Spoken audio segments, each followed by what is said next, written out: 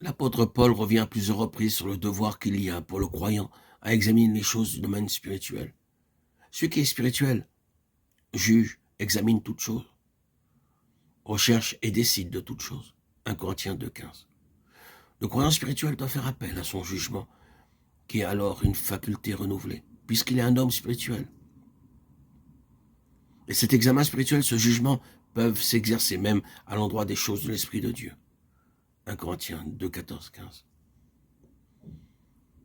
Ceci nous prouve à quel point Dieu honore l'intelligence de l'homme qu'il a recréé en Christ, puisqu'il l'invite à examiner et à juger avec son esprit même ce qui vient de lui. Ainsi, même les choses de l'esprit ne doivent pas être considérées comme divines avant d'avoir été sérieusement examinées.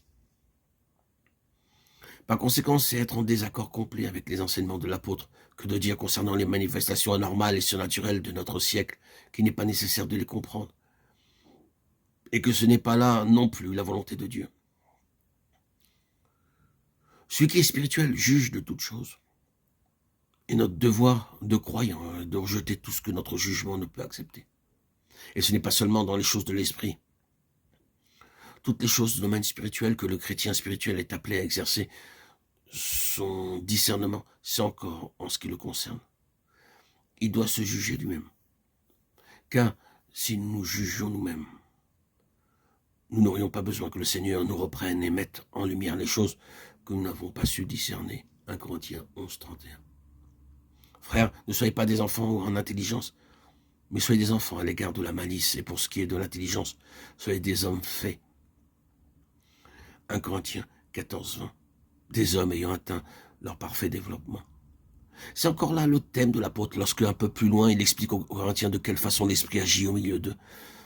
Pour ce qui est de l'intelligence, le croyant doit atteindre un parfait développement, c'est-à-dire pouvoir examiner, faire la preuve, prouver, démontrer, examiner et éprouver toutes choses. 2 Timothée 4.2, 1 Thessaloniciens 5.21. Il doit abonder en connaissance et en toutes sortes de discernement, pour distinguer entre une chose et l'autre, afin de se garder pur et de marcher sans broncher jusqu'au jour de Christ. Philippiens 1.10. Pour nous conformer aux directions de la parole de Dieu, nous devons donc peser, examiner, analyser tout ce que nous croyons, les expressions dont nous nous servons, nos points de vue et nos théories, avec le désir sincère de connaître la vérité. Sachons aussi recevoir toute critique juste ou injuste avec humilité et nous assurer si oui ou non, quoi que ce soit la justifie, en apparence ou réellement. Ne négligeons pas enfin de nous tenir au courant de ce qui se passe dans l'Église, d'étudier les faits d'expérience, ou que nous les trouvions, que nous en ayons de la joie ou de la tristesse, de telle sorte que cela serve à notre instruction et à notre équipement de serviteurs de Dieu. Car la connaissance de la vérité est le facteur de la victoire dans la lutte que nous avons à soutenir contre les esprits de mensonge, serviteurs de Satan.